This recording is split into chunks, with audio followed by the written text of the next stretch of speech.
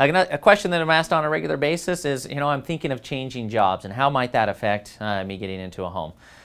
We love that question. We're glad that people ask it. So some considerations when getting a mortgage. Part of the Dodd-Frank Act, and that was an act that was put in 2010, requires us to verify a borrower's ability to repay. And so as industry standards and some common threads that we'll be looking for is we'd like to see at least a 2-year job history. That doesn't necessarily always have to be consistent with the same employer, but we are looking for a 2-year thread on employment. If you're self-employed, we always need 2 years of employment showing self-employed. There is the possibility, if you've been in business for 2 years, that we might be able to just use 1 year's worth of tax returns. Sometimes your first year starting up, the income doesn't look as good as people expense a lot of items starting the business up. And then in year 2, they'll start to show profits. And so we do have that flexibility and latitude, perhaps sometimes just to use a 1-year tax return for self-employed.